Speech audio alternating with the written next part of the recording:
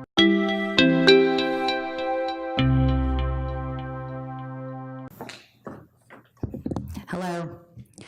Good afternoon, everyone.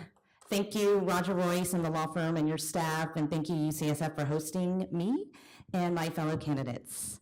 I also want to recognize my volunteers, Lucas, Freedom, Alexander, Noah, Susie, Alma, and Mercy High School Bully Game seniors, because they are fired up for this election. My name is Christina Laskowski. I'm running for Assembly District 22. District 22 encompasses South San Francisco, Westboro, and 12 cities south, which include San Bruno, Brisbane, Pacifica, Millbrae, Burlingame, Hillsborough, Redwood City, Redwood Shores, San Mateo, Foster City, Belmont, San Carlos, and Redwood City, up to Woodside. So 12 cities in the heart of San Mateo County. I'm a native of California. I was born and raised most of my life here in California. I also attended elementary and high school. I graduated from Mercy Burlingame. I attended USF. And I am running for a few reasons. I care about the state. The state is my home. I believe in making change where change is needed. I want to encourage and engage members of the community to become part of this process. And finally, there was a call to action for help. I've done a lot of community work, and people who have worked with me in several nonprofits, as well as my friend Christina Laskowski has actually suggested that I consider running to help make change. So what's going on here? Most of you are in the tech industry, and typically when you have a pitch, you talk about the problems, solutions, and why.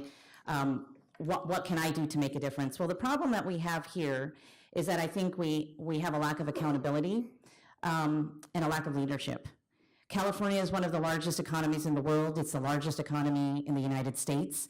And we're saddled with higher taxes, higher costs, poverty, homelessness, increased crimes, and someone was here earlier talking about the crimes, and it's probably linked to Proposition 47, which went through in 2014. And if you are not familiar with Proposition 47, for any shoplifting or theft of objects that are worth $950 or less, the police can't really do anything. You're not going to be arrested, they won't write a ticket, and they're not capturing this data because the police can't react to these types of activities. So these are some of the things that the legislative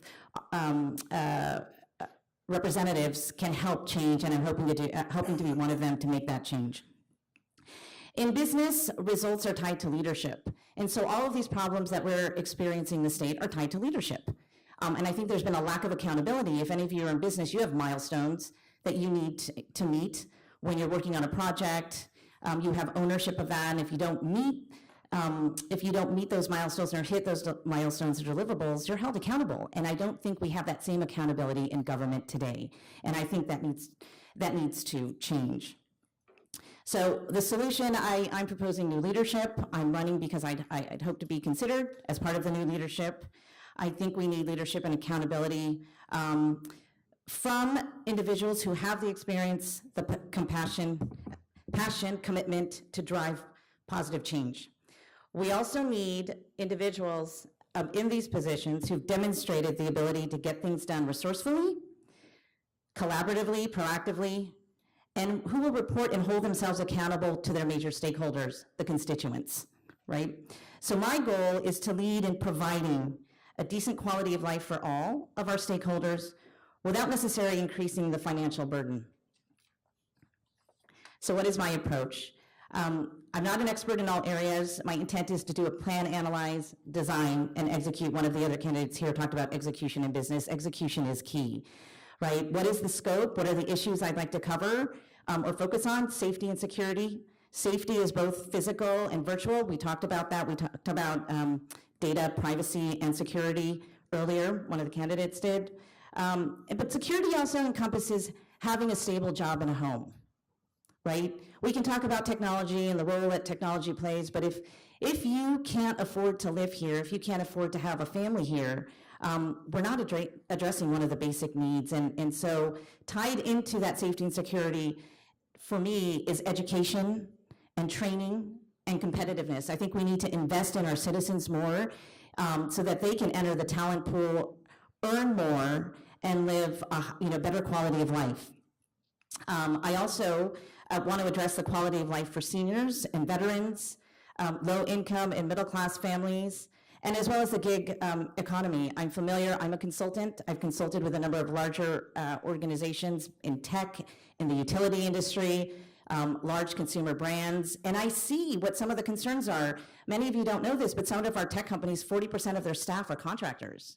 Contractors who actually want to have a full-time job. Contractors who want to have the benefits that a full-time employee has, but that's not happening for them. And we really need to take a look and analyze, the overall costs for following this business model, because there are costs associated. If you have contractors who work for only 6 months or a year, they're working on a very significant project within the organization, they are not, if they have to leave or if they're rolled off a project, there is an incremental cost for you bringing someone on board. So I think it's an investment that we need to make in our citizens.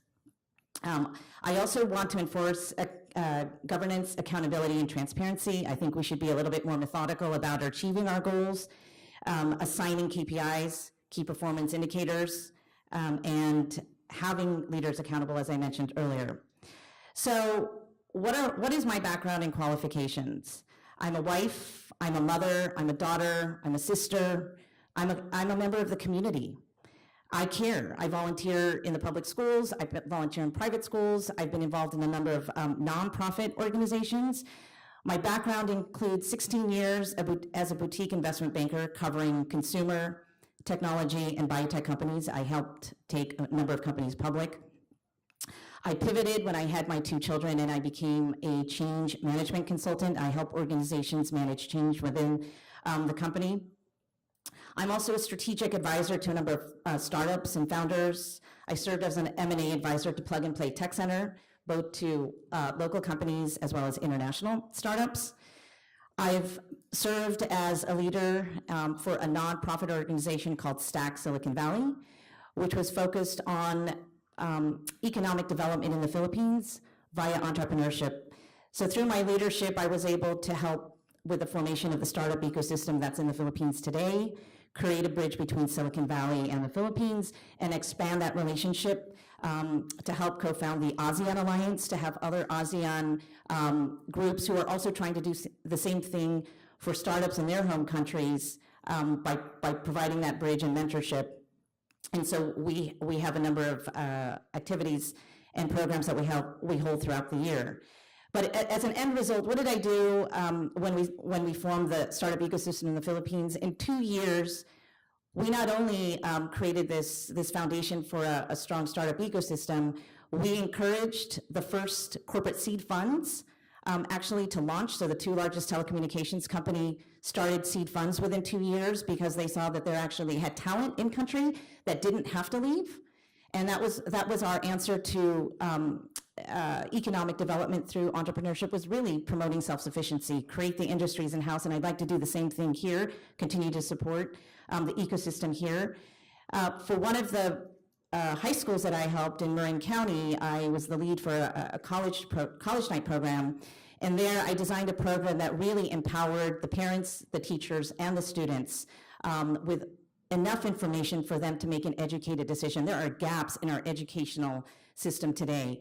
They are going through the school system, taking the courses, but they do not know how to navigate their way to the college process, or even to determine what path to take, whether it's vocational or other. And I'm hoping to change that and apply some innovation and creativity to how we think about education and the different paths that students can take, because not everyone is geared to college or the university. Some may want a vocational profession, and with things that are happening in technology, Tesla cars, hybrids, et cetera, you need individuals who are going to provide the services for these.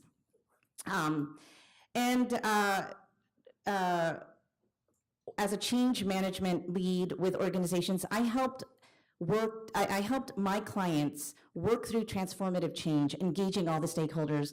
And what I'm hoping to do as a candidate is do the same thing. I want to listen and learn, engage the stakeholders who are the constituents, as well as the leaders, business, teachers, students, et cetera, and hopefully get them engaged in the process and come up with solutions that make sense for all. In closing, I am also appreciative that I've been blessed with opportunities to lead and have a seat at the table as a woman. I look at this opportunity as another way to give back and make some change, not only within my district, but for the state of California. My name is Christina Laskowski. I'm running for Assembly District 22. Thank you.